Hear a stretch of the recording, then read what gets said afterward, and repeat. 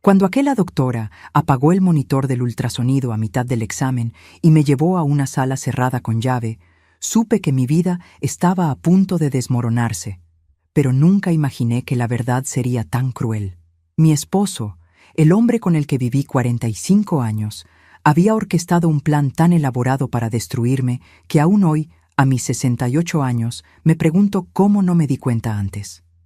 La doctora tembló al entregarme aquellos documentos, y cuando leí la primera línea, entendí por qué. Pero antes de continuar, checa si ya estás suscrito al canal y escribe en los comentarios. ¿Desde dónde estás viendo este video? Nos encanta saber hasta dónde están llegando nuestras historias. Las manos de la doctora Carmen temblaban cuando cerró la puerta del consultorio y giró la llave en la cerradura. Yo estaba sentada en la silla de plástico azul, todavía con ese gel frío en la panza, completamente perdida. A mis 68 años, yo creía que ya lo había visto todo en esta vida. Crié a 3 hijos sola mientras trabajaba como maestra. Sobreviví a 2 cánceres. Enterré a mis padres y a mi hermana más chica. Pensé que nada más podría sorprenderme. Estaba equivocada. «Doña Beatriz», comenzó ella, y su voz era tan bajita que tuve que inclinarme hacia adelante. «Necesito platicar con usted sobre algo muy serio, algo que involucra a su esposo». Mi primer pensamiento fue que Roberto estaba enfermo. Cáncer, tal vez. Había estado raro últimamente, distante, siempre pegado al teléfono. Se me helaron las manos. Después de 45 años juntos, la idea de perderlo me aterraba, incluso con todos los problemas que habíamos enfrentado en los últimos meses. «¿Qué le pasó?», pregunté, y mi voz salió más aguda de lo que pretendía. «No es eso». Ella sacó un folder de adentro del cajón, un folder grueso, lleno de papeles. «Doña Beatriz, trabajo en esta clínica desde hace 15 años. Nunca en toda mi carrera me había visto en una situación como esta, pero no puedo quedarme callada». Abrió el folder despacio, como si estuviera manejando una bomba a punto de estallar. Y de cierta forma lo era. «Usted vino a hacerse un ultrasonido de rutina hoy, de sus riñones, ¿verdad? Por lo de la piedra que tuvo el año pasado».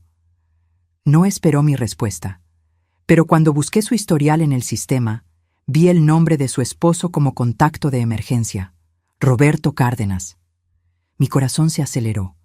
Algo en la forma en que dijo su nombre, con esa mezcla de asco y lástima, me dio un escalofrío en la espalda. «Reconocí el nombre de inmediato», continuó ella, «porque hace 3 meses una joven de 24 años vino a este mismo consultorio, embarazada de 5 meses. El nombre del padre en la ficha era Roberto Cárdenas, la misma dirección que la de usted». El mundo se detuvo. Escuché las palabras, registré cada una de ellas, pero mi cerebro se negaba a procesar el significado. Roberto. Mi Roberto. Padre de un bebé. Con una mujer de 24 años. «Eso no tiene sentido», alcancé a decir. «Mi esposo se hizo la vasectomía hace 20 años. No puede tener hijos». La mirada que me dio en ese momento fue de pura compasión. Y fue así como entendí que venía algo mucho peor. Doña Beatriz, su esposo, se revirtió la vasectomía hace 2 años. Aquí en esta misma clínica. Pagó en efectivo para que no quedara registro en el seguro de gastos médicos. Empujó un documento hacia mí. Estaba su firma. La fecha, el monto pagado. Todo registrado, todo real, toda la verdad. Sentí como si alguien me hubiera aventado al mar durante una tormenta. No podía respirar bien. Mis manos temblaban tanto que no podía sostener el papel. «¿Por qué me está contando esto?». La pregunta salió casi como un susurro. «¿Por qué no simplemente se quedó callada?». La doctora Carmen suspiró profundo. «Porque no es solo eso. Hace 3 semanas esa misma joven regresó aquí, llorando, desesperada. Dijo que su esposo prometió dejar a su mujer y casarse con ella en cuanto naciera el bebé. Prometió que ella y el niño tendrían todo. Una casa, seguridad, una familia de verdad». Hizo una pausa y me di cuenta de que estaba juntando valor para seguir. Me enseñó mensajes, cientos de mensajes entre ellos, y doña Beatriz. La doctora me tomó de la mano.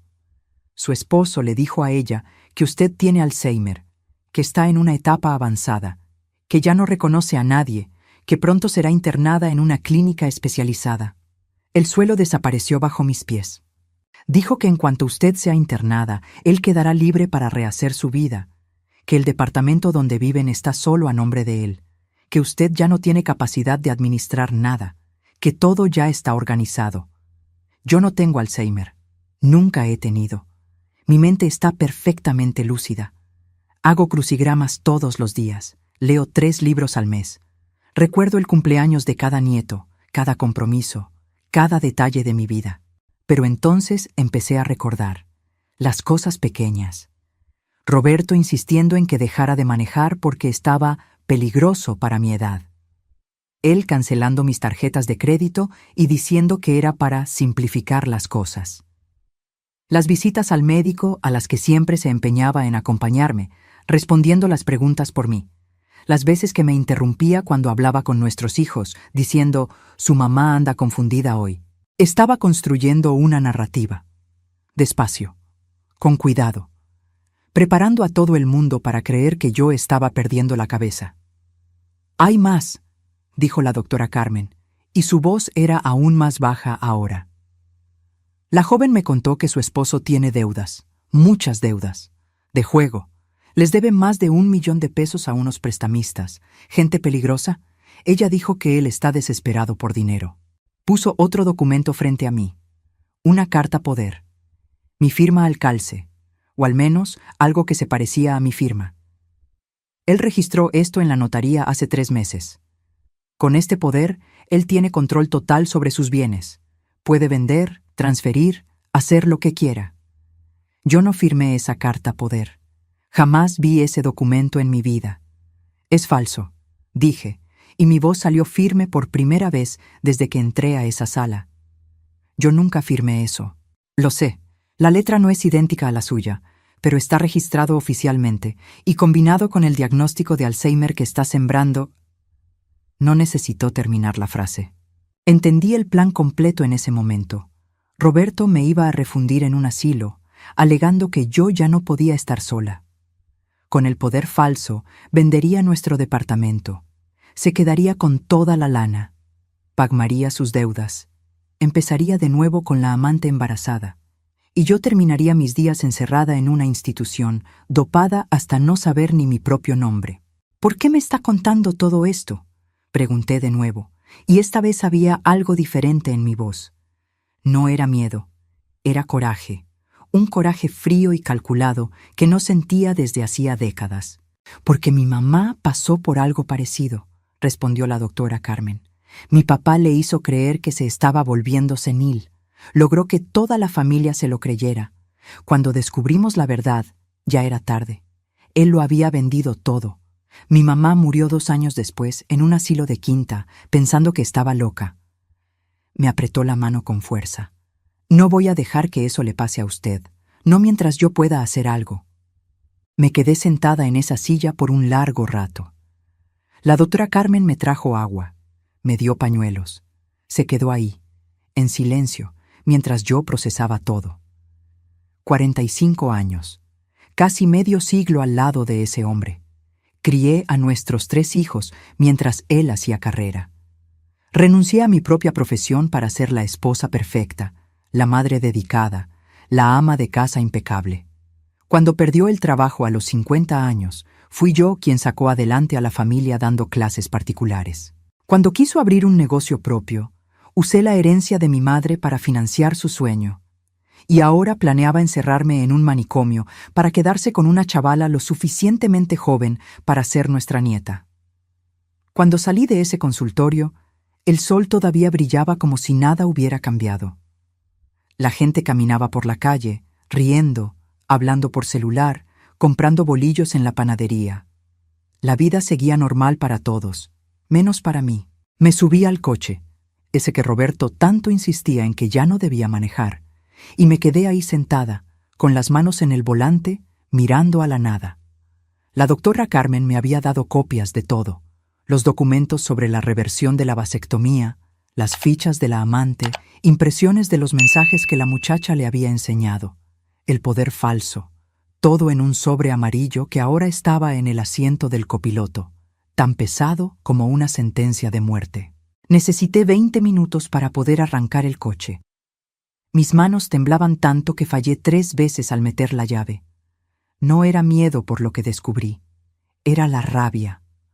Una rabia tan profunda y antigua que parecía venir de algún lugar primitivo dentro de mí, un lugar que no sabía que existía. Manejé a casa en piloto automático.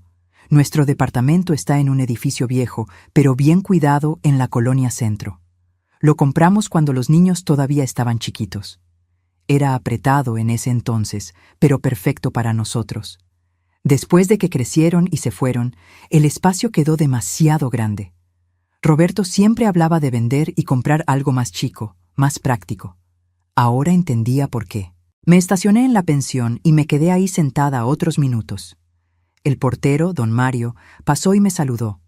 Le devolví el saludo forzando una sonrisa. Todo normal, solo un día más en la vida de doña Beatriz. Agarré el sobre y subí al departamento. Roberto no estaba. Dejó un recado en el refrigerador. Reunión importante. Vuelvo para la cena. Beso. Esa letra bonita que conocía tan bien.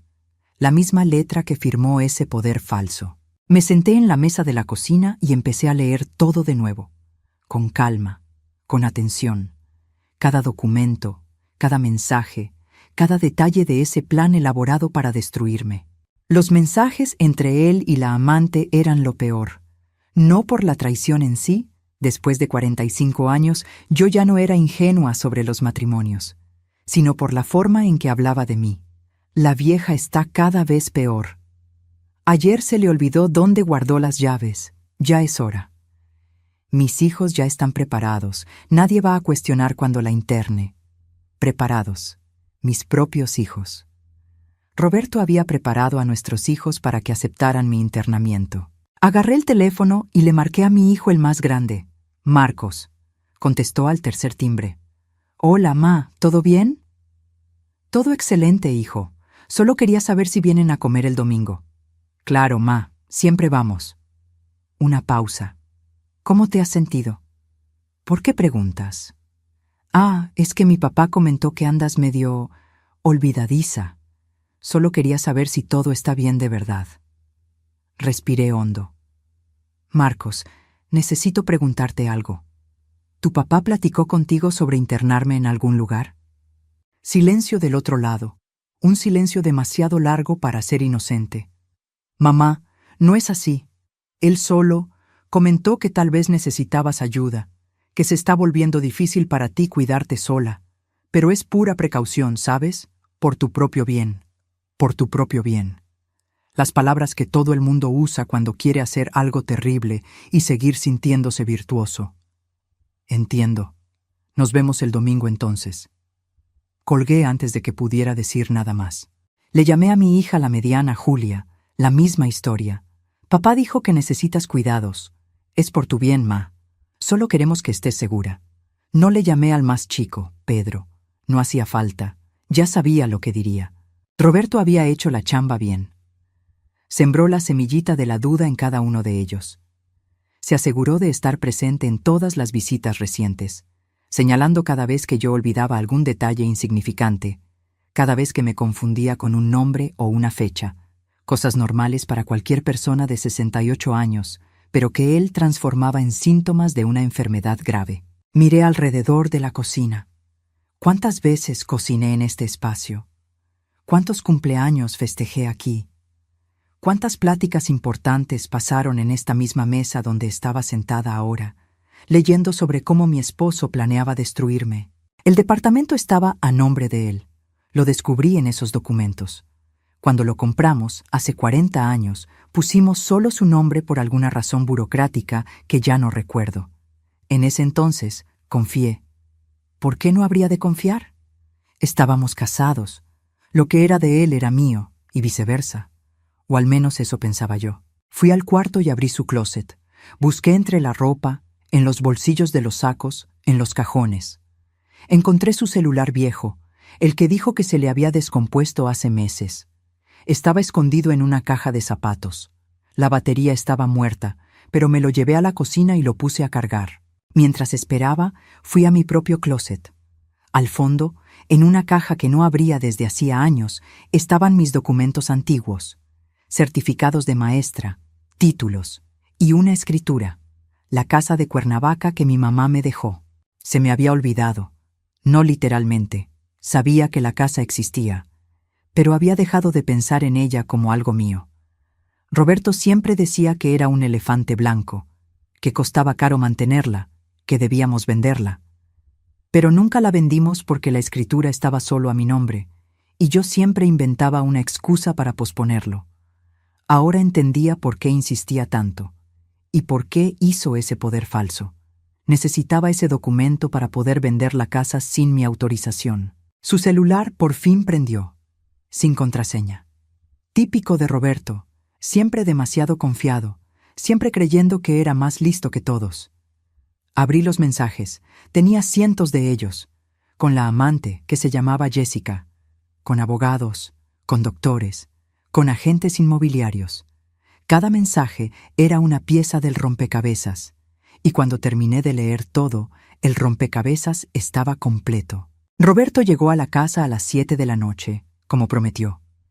Entró hablando del tráfico, de la junta que tuvo, de lo cansado que estaba. Me dio un beso en el cachete distraídamente y se fue directo al baño a ducharse.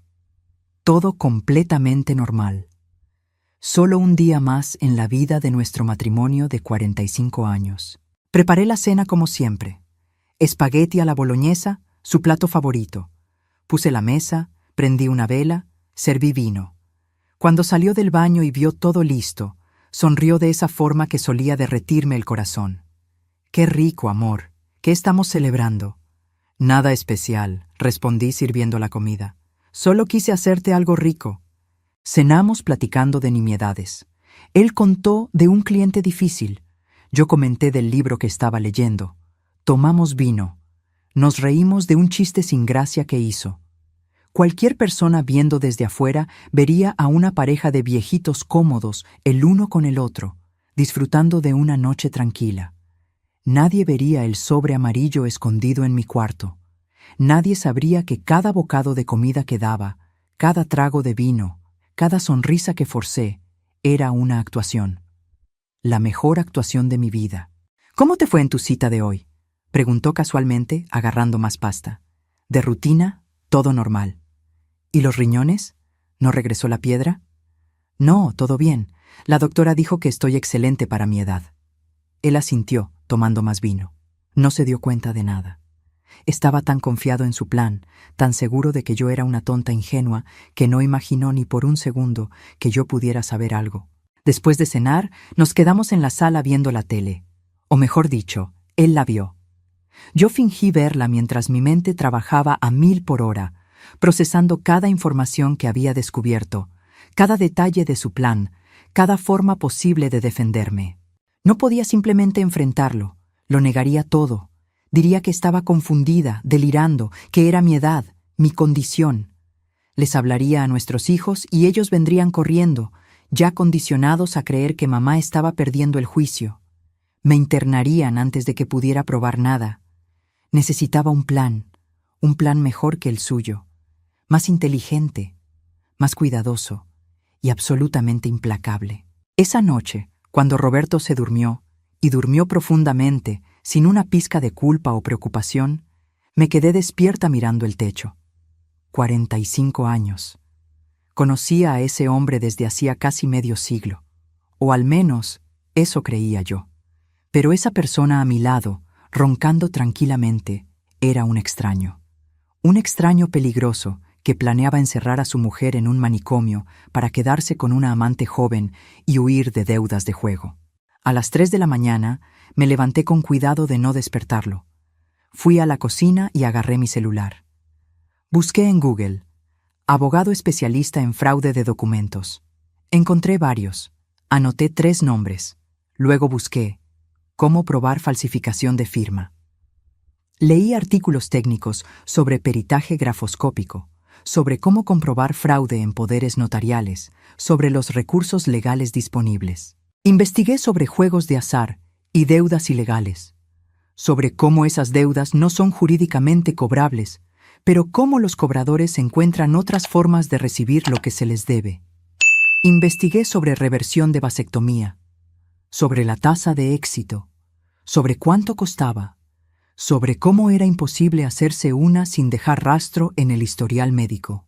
Y finalmente, investigué sobre diagnósticos falsos de Alzheimer, sobre cómo doctores sin ética a veces colaboran con familiares para internar a ancianos contra su voluntad, sobre las señales de alerta, sobre cómo defenderse. Cuando el sol empezó a salir, yo tenía una lista larga de cosas que necesitaba hacer, de gente a la que necesitaba buscar, de pruebas que necesitaba reunir. Roberto se había pasado meses planeando mi destrucción. Había sobornado gente, falsificado documentos, manipulado a nuestros hijos, traicionado nuestro matrimonio. Había hecho todo con cuidado, con paciencia, con atención meticulosa a cada detalle. Pero había cometido un error fatal.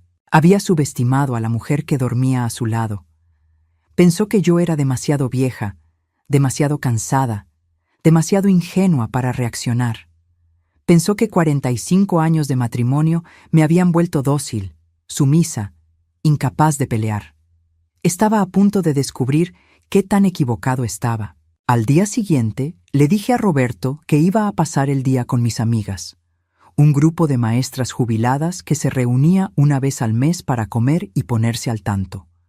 Él apenas levantó la vista del periódico cuando me despedí. Diviértete, amor. No regreses muy tarde. Ya sabes que te cansas fácil. Otra semillita plantada.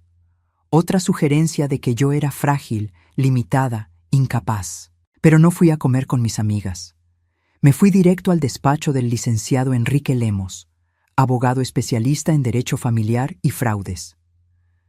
Había conseguido una cita de emergencia llamando en cuanto abrió la oficina. El LIC. Enrique tenía unos 50 años, canoso, lentes de armazón grueso. Me recibió personalmente, cerró la puerta de la oficina y me ofreció café. No acepté. Tenía el estómago demasiado revuelto para café. Le conté todo, desde el principio, la cita médica, los documentos, los mensajes, el plan de internamiento. Le enseñé todo lo que la doctora Carmen me había dado. Él fue leyendo en silencio, y con cada página su expresión se ponía más seria. «Esto es muy grave, doña Beatriz», dijo finalmente. «Falsificar una carta poder es un delito. Puede dar de 2 a 6 años de prisión. Y si probamos que fue con la intención de defraudar y apropiarse de bienes, la pena puede ser aún mayor». «Quiero demandarlo», dije, y mi voz salió más firme de lo que esperaba. «Por todo, la falsificación, el intento de fraude, todo». «Podemos hacerlo, pero tengo que ser honesto con usted. Va a ser difícil. Él ya preparó el terreno diciendo que usted tiene problemas cognitivos. Sus hijos aparentemente se lo creen. Él puede alegar que usted está confundida, que está inventando cosas, que necesita tratamiento. Lo sé. Por eso necesito pruebas. Pruebas que nadie pueda cuestionar». El LIC. Enrique se recargó en su silla, pensativo. «Vamos a necesitar una evaluación psiquiátrica completa, hecha por un profesional imparcial, de preferencia designado por el juez, no por nosotros. Eso va a comprobar que usted está lúcida y capaz». «Excelente. Lo antes posible. También necesitamos un peritaje grafoscópico en ese poder, para probar que la firma es falsa, y necesitamos rastrear cuándo y cómo se registró en la notaría». Hizo algunas notas. La cuestión de la amante y el hijo, técnicamente no es ilegal. El adulterio ya no es delito en México, pero sirve como contexto, muestra su carácter, fortalece el caso. ¿Y la reversión secreta de la vasectomía? Tampoco es un delito en sí, pero contribuye a mostrar el patrón de comportamiento engañoso. Todo eso junto pinta un cuadro muy claro de lo que estaba planeando. Pasamos 3 horas en esa oficina. El LIC. Enrique me explicó todo el proceso legal, las etapas que tendríamos que seguir, los posibles desenlaces. No sería rápido, no sería fácil. pero era posible. Una cosa importante, doña Beatriz, dijo al final. Usted no puede, por ningún motivo, dejar que él sepa que lo descubrió. Si se entera, va a acelerar su plan. Puede intentar internarla de emergencia, puede falsificar más papeles, puede desaparecer pruebas, tiene que actuar como si nada hubiera pasado. Puedo hacerlo. Y otra cosa, tenemos que proteger sus bienes de inmediato, bloquear la posibilidad de que venda el departamento o la casa de Cuernavaca. Voy a meter una medida cautelar hoy mismo. Salí de ese despacho con una lista de tareas. Tenía que agendar la evaluación psiquiátrica. Tenía que juntar todos mis documentos personales y guardarlos en un lugar seguro. Tenía que empezar a tomar fotos y registrar todo. Cada plática extraña, cada comentario sobre mi supuesta enfermedad, cada intento de él por aislarme o controlarme. Pero antes que nada, necesitaba hacer una visita. Manejé hasta la casa de Jessica. La dirección estaba en los mensajes del celular de Roberto. Un edificio sencillo en una colonia de clase media. Subí al departamento 304 y toqué el timbre. Ella abrió la puerta ya con la panza enorme de embarazo. Joven, bonita, con ese brillo en los ojos de quien todavía cree en finales felices. Cuando me vio, se puso pálida. «Doña Beatriz, ¿puedo pasar?» Dudó, pero me dio paso. El departamento era chico, desordenado, con ropa de bebé regada por el sillón, fotos de ella y de Roberto en la repisa, una vida que ella estaba construyendo, basada en mentiras que él le contó. Me senté en el sillón sin que me invitaran. Ella se quedó de pie, nerviosa, con una mano en la panza. «Él dijo que usted tiene Alzheimer», comenzó ella, y su voz era casi desafiante. «Que ya no sabe nada, que...» «Sé lo que dijo». Mi voz salió calmada, fría. Mintió. «No tengo Alzheimer. Nunca he tenido. Mi mente está perfectamente sana. Y vine aquí a decirte que te engañaron tanto como a mí». Puse un folder en la mesita de centro. Copias de todo. Sus deudas de juego, los procesos que estaban a punto de caerle encima, el poder falsificado, el plan completo. Él te prometió que se iba a salir de la casa en cuanto yo fuera internada, ¿verdad? No respondió, pero vi en sus ojos que era cierto. Te prometió una vida juntos, una familia, seguridad para ti y para ese bebé. Una lágrima le rodó por la cara. Debe 1 millón de pesos, Jessica, a gente que no acepta deudas sin pagar, y su plan era usar mi dinero para pagar esas deudas. Después iba a desaparecer. Dejarte a ti y a ese bebé atrás también, tal como está intentando dejarme a mí. Está mintiendo, susurró ella, pero sin convicción. Lee los documentos, todo está ahí. Él no te ama, no ama a nadie más que a sí mismo. Dejé a Jessica con ese folder y salí sin mirar atrás. No sentía lástima por ella, no sentía coraje, no sentía nada más que una determinación fría y calculada. Ella había elegido meterse con un hombre casado, había creído en sus mentiras. Ahora estaba descubriendo el precio de esa elección, pero yo tenía problemas más urgentes que resolver. Fui directo al banco donde tenía mi cuenta personal, la que usaba para mis gastos chicos. El gerente, el señor Antonio, me conocía desde hace años. Le expliqué que necesitaba consultar todos los movimientos recientes y verificar si alguien más aparte de mí había intentado entrar a la cuenta. «Hace 3 semanas», dijo él, revisando el sistema, «un hombre vino aquí con una carta poder a su nombre. Dijo que usted estaba enferma y necesitaba hacer unos ajustes en la cuenta». Se me heló la sangre. ¿Y lo dejaron? No. El poder parecía legítimo, pero nuestro protocolo exige confirmación directa con el titular en casos así. Intentamos llamarla varias veces, pero nadie contestaba. Roberto. Seguramente interceptó las llamadas, borró los mensajes de voz, todo para que yo no supiera que el banco estaba intentando contactarme. ¿Y qué quería hacer este hombre exactamente? El señor Antonio se vio incómodo. Quería transferir todo el saldo a otra cuenta. Dijo que era para facilitar el control, ya que usted ya no estaba en condiciones de administrar el dinero sola. Respiré hondo. Señor Antonio, quiero cancelar cualquier poder a mi nombre. Quiero poner una contraseña adicional a mi cuenta. Y quiero que, si cualquier persona aparte de mí intenta hacer cualquier movimiento, la operación sea bloqueada de inmediato y me contacten a mí. Ya le iba a sugerir eso, doña Beatriz. También creo prudente que considere cambiar de cuenta, tener un gerente diferente, crear una capa extra de seguridad. Hicimos todo. Nueva cuenta, nueva contraseña, nueva tarjeta, nuevos protocolos de seguridad. Y transferí todo el dinero que tenía a esa nueva cuenta, incluyendo los ahorros que mi mamá me había dejado y que estaban invertidos. No era una fortuna, unos 500,000 pesos en total, pero era mío, mi sudor, mi herencia, mi seguridad. Y Roberto no iba a ponerle las manos encima a ese dinero. Cuando salí del banco, eran las 4 de la tarde. Roberto iba a extrañarse si llegaba muy tarde.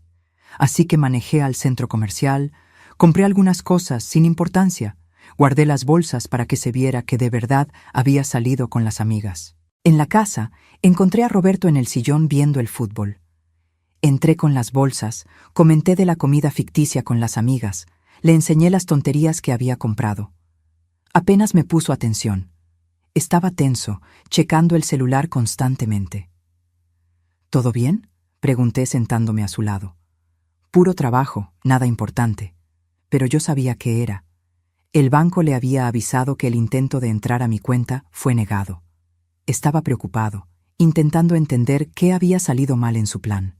Cenamos en silencio. Después, mientras él regresaba a la sala, fui al cuarto y le llamé a mi hija Julia. «¿Mamá? ¿Todo bien?» «Hola, hija. Solo quería platicar un poco. Hace mucho que no tenemos una charla solo nosotras dos». Oí la sorpresa en su voz. «Claro, ma, dime». «Julia, ¿tu papá te comentó que estoy con problemas de memoria?» Silencio. Luego, él mencionó que se te han olvidado algunas cosas, que está preocupado. ¿Y tú te has dado cuenta de eso? Cuando estamos juntas, cuando platicamos, ¿crees que estoy confundida? Otra pausa. No, ma. Para ser honesta, no. Te ves normal, lúcida, como siempre has sido. Entonces, ¿por qué le creíste a tu papá? Porque es mi papá. ¿Por qué mentirías sobre eso? Esa es una excelente pregunta, Julia. Una pregunta que tú deberías hacerle a él. Colgué antes de que pudiera responder. Sembré la semillita de la duda. No podía contarle todo todavía. Mis hijos eran adultos, pero Roberto tenía 45 años de influencia sobre ellos.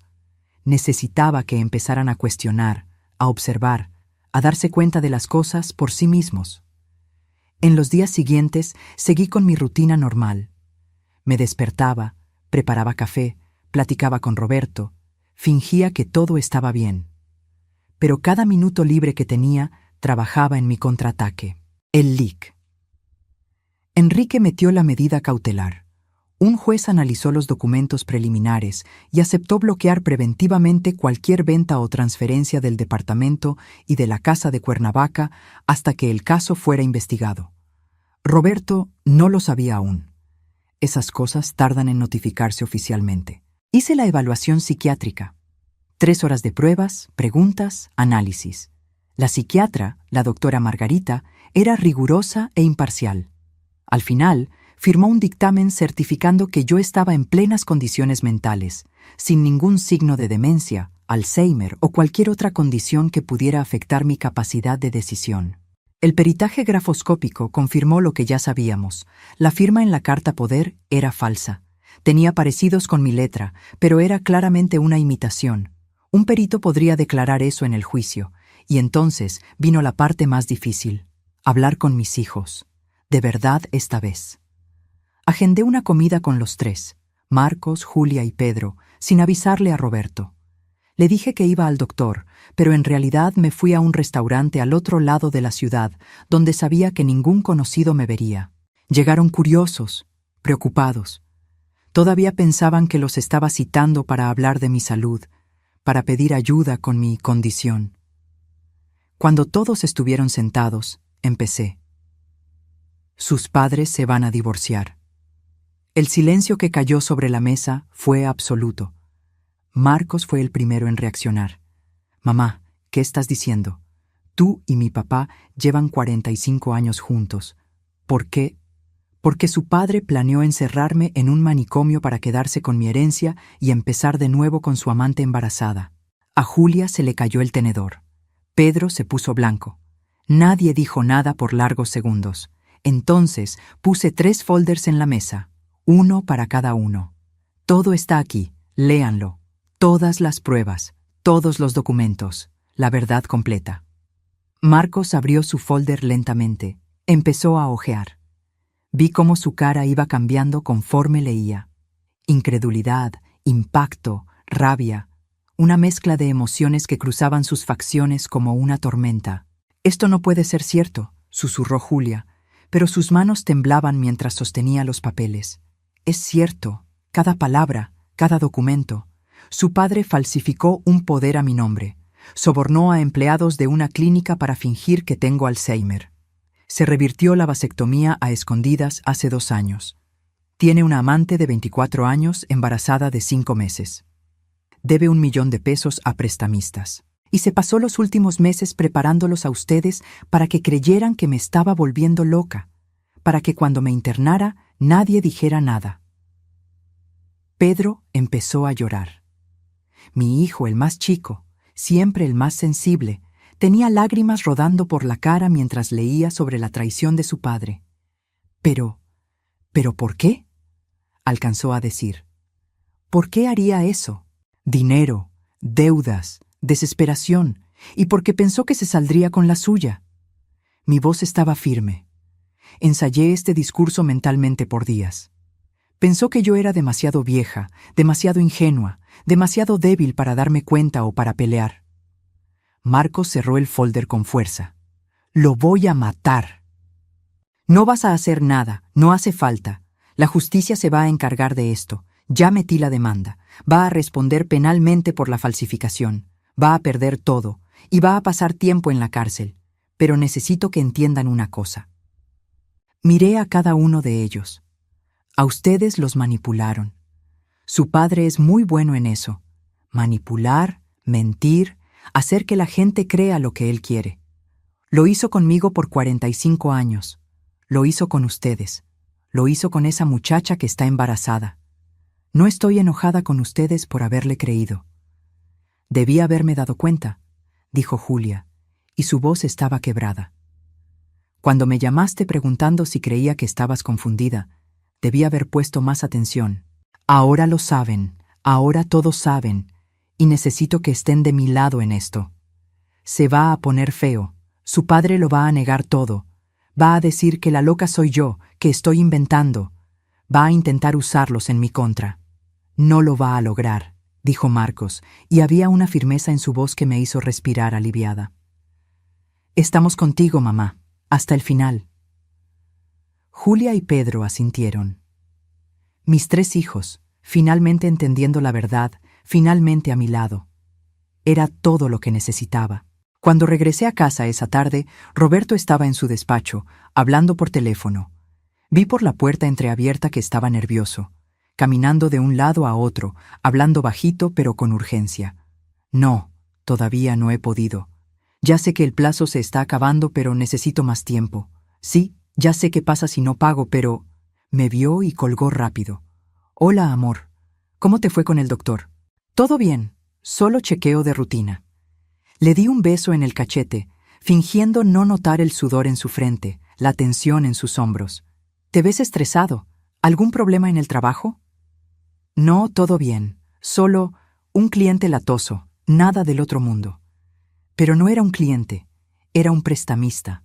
Sus deudas estaban venciendo y no tenía cómo pagar. Su plan perfecto se estaba desmoronando y él ni siquiera sabía cuánto. Esa noche preparé una cena especial. Lasaña, el plato que más le gustaba, el que hacía en los cumpleaños y fechas especiales. Prendí velas, puse vino, arreglé la mesa con el mantel bueno. Cuando lo vio, se sorprendió. ¿Qué estamos festejando? 45 años, Roberto. Cumplimos 45 años de casados la próxima semana. Pensé en celebrar por adelantado. Sonrió, pero la sonrisa no le llegó a los ojos. Nunca le llegaba, me daba cuenta ahora. Mi madre tenía razón desde el primer día. 45 años, repitió él, sirviendo vino. ¿Cuánto tiempo, no? Sí, toda una vida. Levanté mi copa. Un brindis, por nuestro pasado y por nuestro futuro. Chocó su copa con la mía. Por nuestro futuro. Tomamos, cenamos, platicamos de recuerdos viejos, nuestro primer departamento, cuando nacieron los niños, viajes que hicimos. Estaba relajado, pensando que me había engañado una vez más, pensando que su plan seguía en marcha. ¿Te acuerdas cuando tuviste aquel problema en la chamba? Pregunté casualmente. Hace 20 años, cuando perdiste el trabajo y te quedaste meses sin conseguir nada. Me acuerdo, fue difícil. Y yo usé la herencia de mi mamá para abrir tu oficina. 50,000 pesos, una fortuna en ese entonces. Sí, nunca voy a olvidar eso, tú me salvaste. Y cuando tu negocio iba mal, hace 10 años, yo regresé a dar clases particulares por las noches para ayudar con los gastos, incluso después de trabajar todo el día. Siempre fuiste increíble, Bea. Y todos estos años, Roberto, cada decisión importante, cada sacrificio que hice, fue siempre por ti, por nuestra familia, por nuestro futuro juntos. Me tomó de la mano. Y yo te agradezco todo, por cada día a tu lado. Lo miré a los ojos. Busqué alguna señal de remordimiento, de culpa, de humanidad. No encontré nada, solo el vacío de un hombre que aprendió a fingir tan bien que tal vez ya ni sabía qué era real. Es bueno saberlo, dije, retirando mi mano suavemente. Porque muy pronto vas a tener la oportunidad de demostrar qué tan agradecido estás. Frunció el ceño. ¿Cómo que qué tan agradecido? Nada, solo pensando en voz alta. Sonreí. ¿Más vino? Los siguientes días fueron una cuenta regresiva. Yo sabía que en cualquier momento Roberto sería notificado oficialmente del bloqueo de los bienes y de la demanda que yo había interpuesto. Sabía que cuando eso pasara, todo explotaría. Por eso usé cada segundo para prepararme. Transferí todas mis cosas importantes a casa de Julia. Ropa, documentos, joyas que eran de mi madre, fotos viejas, todo lo que tenía valor sentimental o económico. Dejé en el departamento solo lo básico, lo suficiente para no levantar sospechas. También busqué un departamento chico para rentar. Encontré un estudio acogedor a 3 cuadras de distancia. Nada lujoso, pero era mío.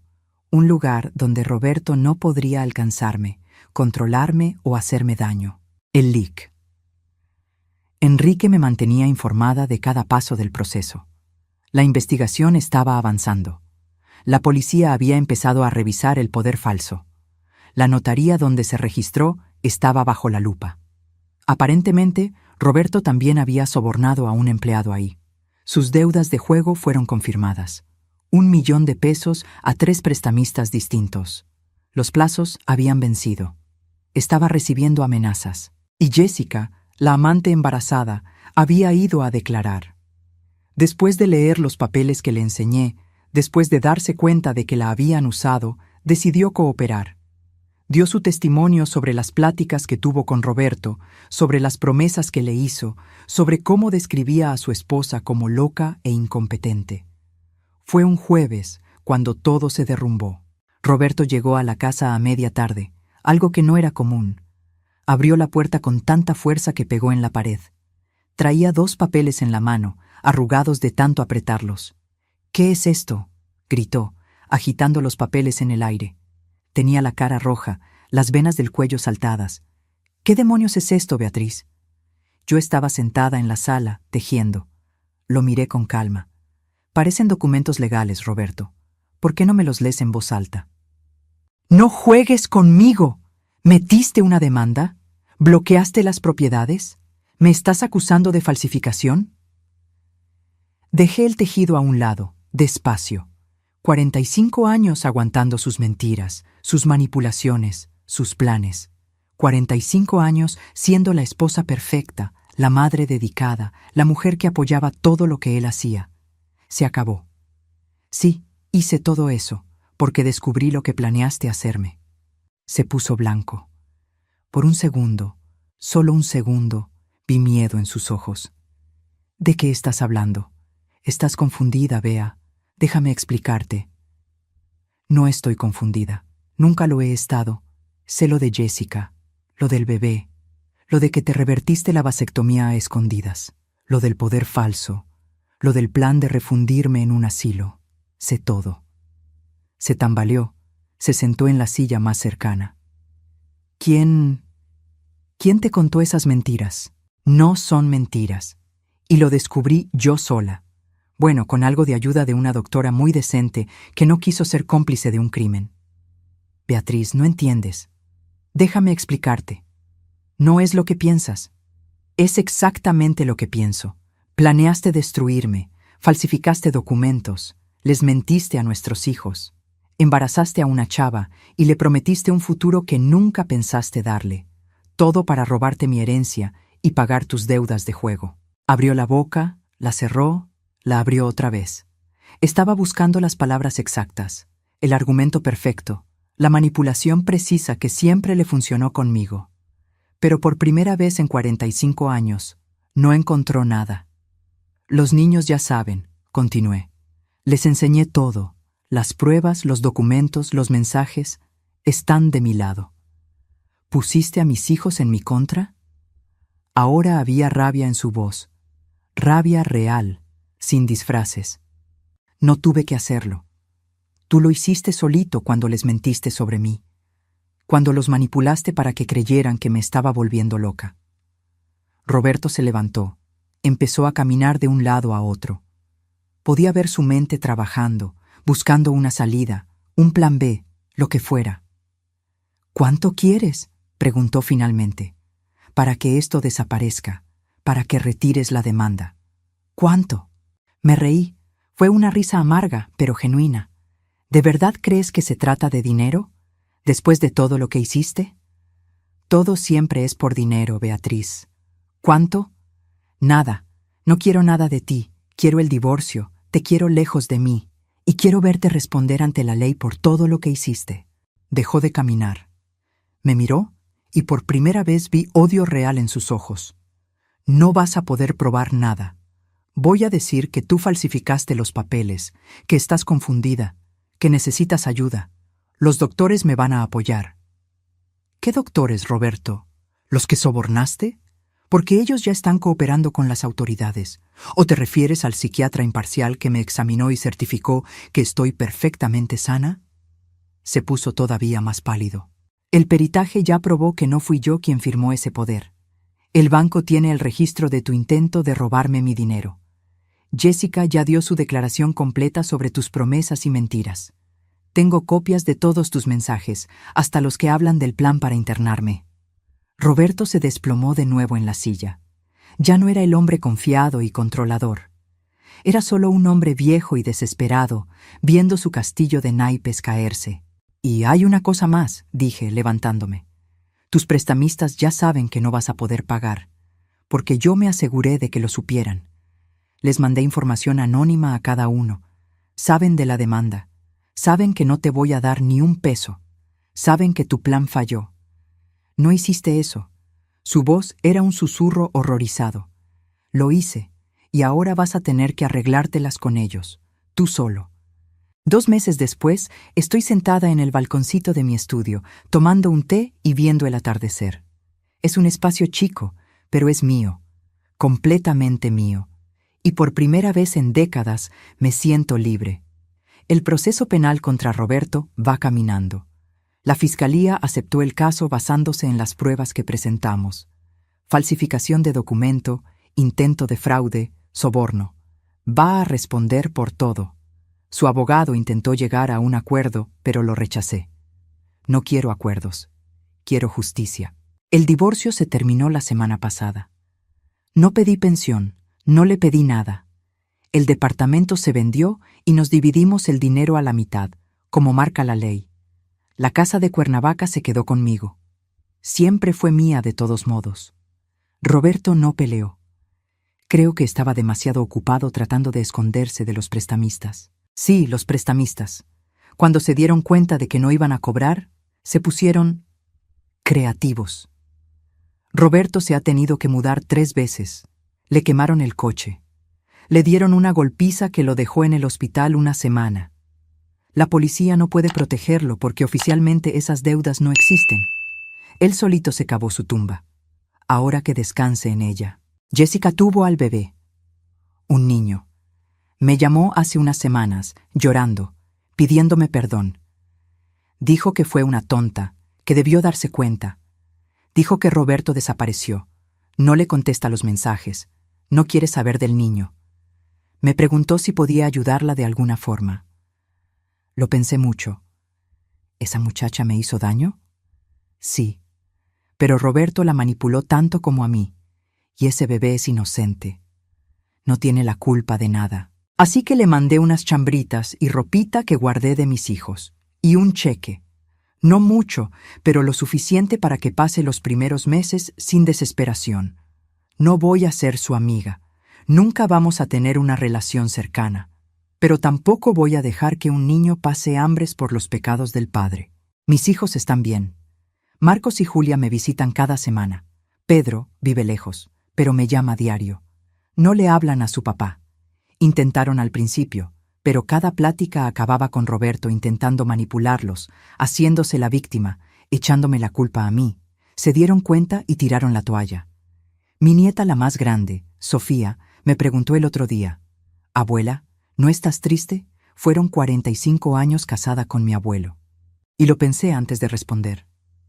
Pensé en los años buenos, porque sí hubo años buenos al principio, antes de que me diera cuenta de quién era él en realidad.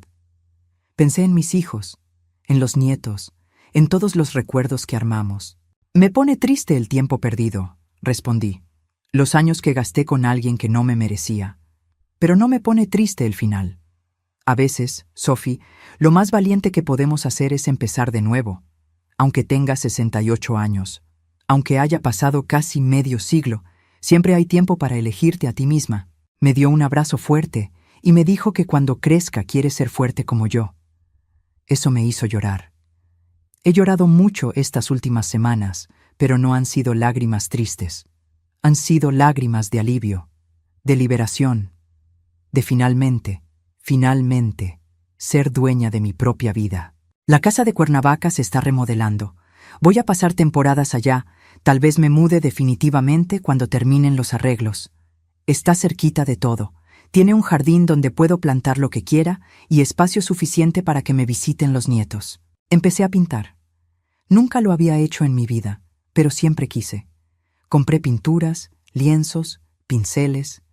Mis primeros intentos fueron fatales, pero voy mejorando. No importa si nunca llego a ser buena. Importa que lo estoy haciendo por mí, para mí, a mi modo. También regresé a dar clases particulares.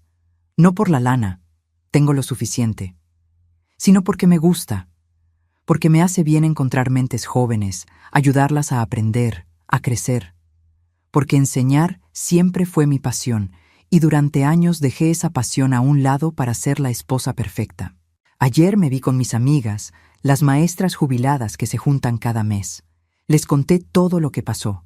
Se quedaron impactadas, horrorizadas, pero también orgullosas. Una de ellas me dijo: «Beatriz, te salvaste la vida». Y es cierto, me la salvé. Cuando esa doctora tembló al enseñarme los papeles, cuando mi mundo se vino abajo en ese consultorio, pude haberme rendido. Pude haber creído que estaba muy vieja, muy cansada, muy débil para pelear. Pero elegí pelear. Elegí ser fuerte. Elegí no aceptar ser la víctima del hombre que se pasó 45 años fingiendo que me amaba. Roberto llamó una vez hace 2 semanas. No le contesté. Dejó un mensaje de voz. Decía que lo sentía mucho, que había tomado malas decisiones, que si pudiera regresar el tiempo, lo haría todo diferente. Decía que todavía me amaba, que siempre me amó. Borré el mensaje sin terminar de escucharlo. No porque no le crea, aunque no le creo, sino porque ya no importa.